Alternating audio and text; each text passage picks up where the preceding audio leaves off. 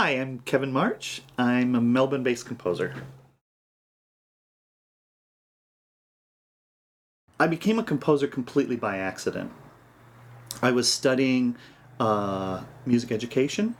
I was doing my student teaching, and during my breaks, I would go to the break room and I would compose, or I would.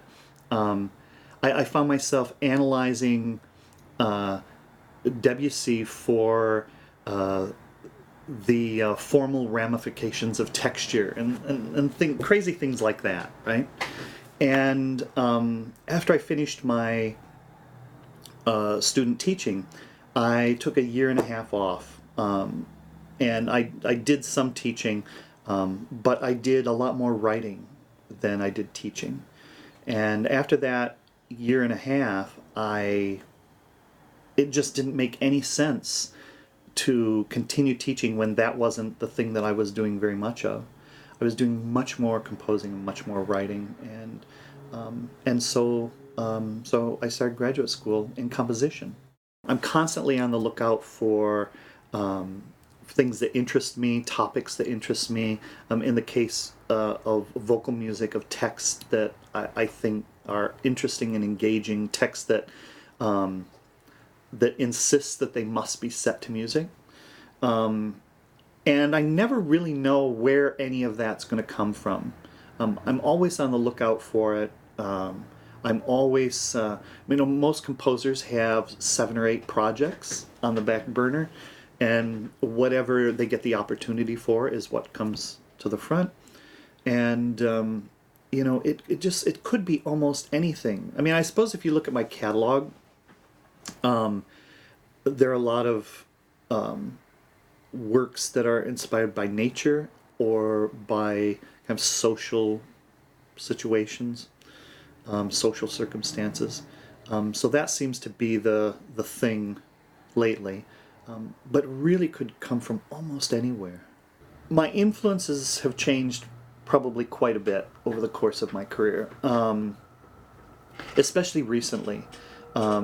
Political situations in America and where I was born and raised, and political situations here in Australia, especially surrounding asylum seekers.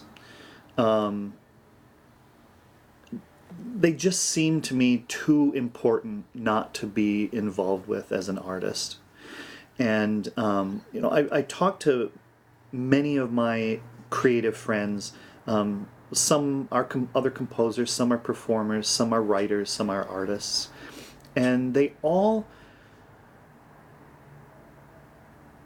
often express that they're at a bit of a loss to know exactly how to respond to social and political situations and climate. And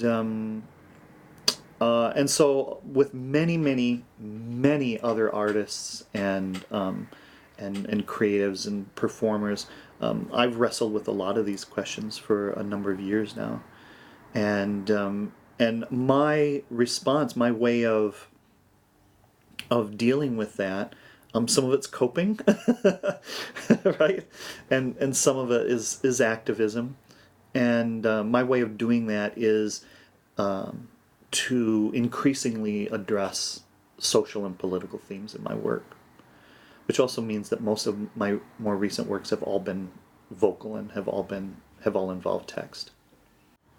I think a composer absorbs things, absorbs experiences, absorbs music, absorbs knowledge, absorbs understanding. I think a composer goes to lots and lots of concerts and listens to lots and lots of music. And I think a composer absorbs all of this stuff and then they write. And what they write is a product of what they know and what they experience and who they're working with and what their interests are. And I think that's what creates a composer's voice. I don't think there is such a thing as like a search for your voice. And I think composers who spend time searching for their voice are probably spending time on the wrong thing. I think a composer's voice is something that happens. It's not something that you do.